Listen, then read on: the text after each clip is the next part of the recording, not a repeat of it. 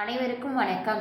நேத்து முருகப்பெருமானுக்கு எதனால காவடி எடுத்து வருகிறோம் அப்படிங்கிற வீடியோவை பார்த்துட்டு இருந்தோம் இல்லையா? அதோட தொடர்ச்சி தான் இந்த வீடியோவில் நம்ம பார்க்க போகிறோம்.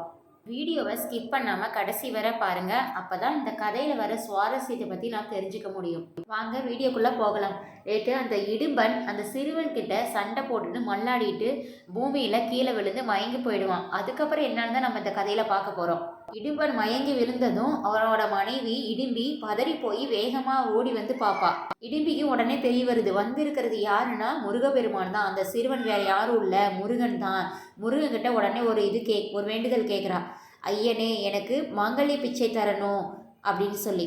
உடனே முருகன் சொல்றாரு, தன்னை யார் வந்து சரணடைந்து வரம் கேட்டாலும் நான் உடனே அவங்களுக்கு வரம் கொடுப்பேன் அப்படின்னு சொல்கிறாரு. உடனே இடும்பனோட மனைவி இடும்பியை பார்த்து மனமிறங்கி இடும்பனை நோக்கி நிற்கிறாரு முருகன். இடும்பனும் தூக்கத்திலிருந்து எந்திரிக்கிற மாதிரி எந்திரிச்சு முருகனை வணங்கி நிற்கிறான்.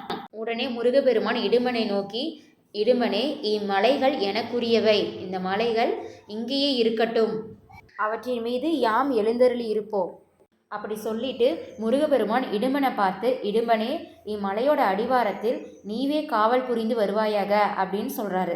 நீ எப்படி சிவகிரி சக்திகிரியை காவடியாக தூக்கிட்டு வந்தியோ அதே மாதிரி எம் அடியார்கள் அவங்களோட காணிக்கையை காவடியாக தூக்கிட்டு வந்து தம் மனக்குறைகளை நீக்கிக் கொள்வார்கள். அந்த பெருமைகள் அனைத்தும் உன்னையே சேரும். உன் புகழ் ஓங்கும்.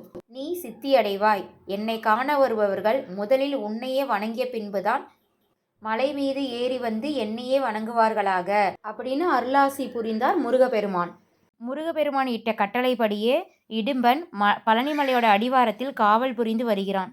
பழனி முருகனை காண வரும் பக்தர்கள் முதலில் இடும்பனை வழிபட்ட பின்பே மலையேறி சென்று பழனிமலை தண்டாயுதபாணியை வணங்கி வழிபடும் வழக்கம் இன்றும் இருந்து வருகிறது.